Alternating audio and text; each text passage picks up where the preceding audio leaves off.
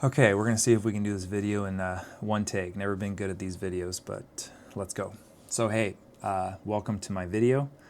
My name is Peter Eberhardt. I am a 31-year-old guy living in San Diego, California, El Cajon to be specific. And the purpose of this video is to just be more transparent, honestly, to be more vulnerable, to document the process, hold myself accountable, and hopefully find somebody that really struggles with the same things that I struggle with and being able to help them get to where they want to go in life. And so that's the main purpose of this video. I identify now as a house flipper, and I flip houses up in Central California. And a little background about me and kind of how I got there was when I was growing up in the mountains of Northern California, I loved to race my BMX bike. And so I wanted to take that all the way to the Olympics. I had Olympic dreams. And part of that dream was moving myself down to San Diego when I was about 18 years old to have access to the Olympic level training facilities and the weather and all this other stuff. So once I got down here, I quickly realized that, well, hey, I'm going to have to work a lot just to live in San Diego. So what can I do to minimize my expenses? This was back in about 2015. Uber at the time was pretty big, so I picked up Uber and basically started working 20 hours a day and was able to save up enough to put down $20,000 or so, 10% on a small condo in El Cajon, which I still live in today, and got back to racing after that. Then once COVID hit, my neighbor sold her condo, and that was really when I discovered the power of equity, and that's when I really paid attention to real estate. I went all in and just got obsessed for about 6 to 7 months, studying all I could, trying different ways and avenues, and figuring out how I could leverage real estate and just make more money, because I was, the equity that I had discovered I had made in this condo, and with the inflation of COVID, was way more money than I was making at my W-2 job. And so I basically ended up taking out a loan against this condo.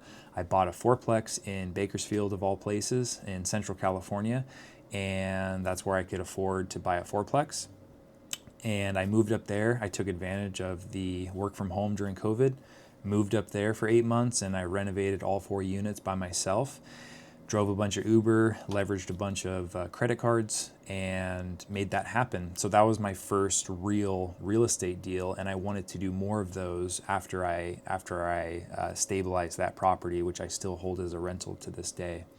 So after doing that, I learned a lot more about multifamily and spent a few years trying to make that happen. And after hitting a lot of walls and struggles with all parts of that business, and really figuring out just how much confidence I was lacking, I had always been presented with an opportunity or with questions to, why don't you flip houses? And I just never wanted to. I wanted to do something bigger. And so after continuously hitting walls and trying to buy more multifamily, I said, okay, it's apparent that I need more leadership skills. I need more, self-confidence skills. I need more speaking skills, and let's go and let's flip some houses so that maybe we can make a little bit of money, but we're going to use that as kind of a stepping stone to get up to the bigger multifamily apartments. So that's exactly what I did. I jumped all in, studied a little bit more, and right away I bought 2 single-family houses in Bakersfield from wholesalers, and I did everything wrong. I lost about $90,000 between both of them. I over-renovated them, like tremendously over-renovated them. I got my ARVs wrong. I didn't know about seller concessions. There was break-ins. But the main cause was my lack of skills as an operator and as a leader. Way overpaying people, paying 3 times for the same thing. You name it, I did it, and it was pretty. It was a pretty big wake-up call between how I saw myself and the reality of what I did. Right, I lost $90,000, and so picking myself up after that, I said, hey, you know what? I'm going to quit my job. I'm going to quit my W-2 job, and I'm just going to go all in. And which is kind of ironic now that I think about it, where I lost all that money and decided to quit my only source of income. I was still driving a little bit of Uber at the time, but I felt burnt at my dead-end job. It was in the bicycle industry. I was making $52,000 a year. I had a lot of like stipends and stuff for different things, but at its core, I never asked for a raise. I never got a raise, and I wasn't really going anywhere, and I wasn't improving my skills. I wasn't improving any skills at all. So I quit my W-2 job and I went all in on flipping. I was only getting my deals from wholesalers at the time. And after those first two deals, I had someone in my circle already that had inherited a home, didn't want it, also in Central California. And so he just saw what I was doing on Facebook, reached out, and I ended up flipping his house, and I profited about $65,000 on that house. So once I did that, that kind of saw what it looked like to work with direct to seller and kind of see the contrast between working with wholesalers and working with direct to sellers. But I still did not, I had a lot of resistance and a lot of fear when it came to just the thought of talking with sellers. I was like, there's no way in heck that I want to do this. And so I really struggled with that for the remainder of 2025. Didn't buy anything else until the very start of 2026, the start of this year. I picked up 2 more deals from other wholesalers. One of the deals was pretty black and white, pretty clean transaction. The other deal, the seller ghosted everybody on closing day. And I had to personally, not the wholesaler, but me personally, I took charge, which I should have done from the beginning once I signed the assignment of contract, and I should have assumed the buyer role, but just still trying to figure out the landscape of how the business worked between wholesalers, homeowners, buyers, assigners. I had never talked with the seller, so I tracked down the seller. I introduced him as I was the true buyer of his house, not the wholesaler whom he had been working with. And just over about 44 days, really figured out what his pain point was. I figured out what his issue was. I figured out the breach of communication and trust. And honestly, just started having a lot of conversations and ended up buying that house eventually from the homeowner. Still kept the wholesaler in the deal. I still paid him his assignment fee. And that really was my first experience of the kind of what sellers have to go through when working with a wholesaler. And then after that and trying to get more deals from wholesalers, I wasn't able to help the wholesalers understand like what my business needs, what my flipping business needs, what my true expenses were, and how I saw the market downturn as it started in 2025 and 2026. And it was really hard to acquire deals. I would be going months without a single acquisition. And at the start of this year, start of 2026, I said, hey, let's start marketing directly to homeowners. And it was one of the hardest things I've ever had to go through and am still going through. I said, hey, let's start it with one county. Let's start targeting foreclosures, pre-foreclosures, and let's see if we're able to help these homeowners protect their equity. And if we're not able to help them protect their equity, let's see if we can get them to, we'll buy their property and we'll protect their equity that way if they don't want to stay in the home or they're not able to stay in their home and protect their equity in the home. So I started that in January. I figured out where to get the lists, where to go in the county, where to sit down at the computers, and just how to manage all the data. But the biggest struggle that I had with that was the crazy amount of fear that I had with just picking up the phone. It would take me days to build up the courage and the confidence, and working through that imposter syndrome. So needless to say, I've been doing it pretty half-assed for this entire year. I've learned a little bit of how to assume a wholesaler role. I've learned a little bit about how to track KPIs. I've learned some good NEPQ style sales tactics, I guess is what you want to call them, or sales scripts, to enable the homeowner and the person talking with them to build trust and just help them figure out like what their actual solutions are for whatever predicament that they are in.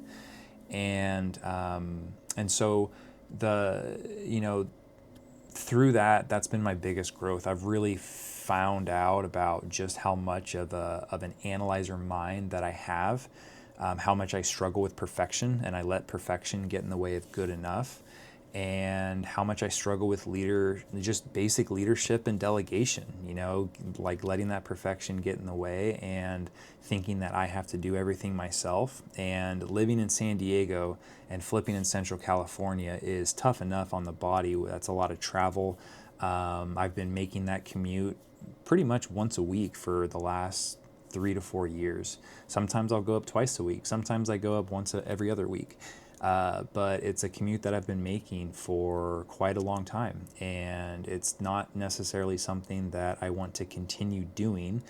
And I've always had limiting beliefs about flipping in San Diego, where I live. It's so expensive. The entry point is hard. I have trust issues. I don't want to partner with people. I don't want to use other people's money. I lost a lot of my own money. I did have investors in those first 2 deals, and I paid them back. But on my sheet, after paying them back, it was a pretty big hit. And so I just really struggled with confidence. I still struggle with confidence. I struggle with imposter syndrome. I really struggle with anxiety, and it's a daily freaking battle.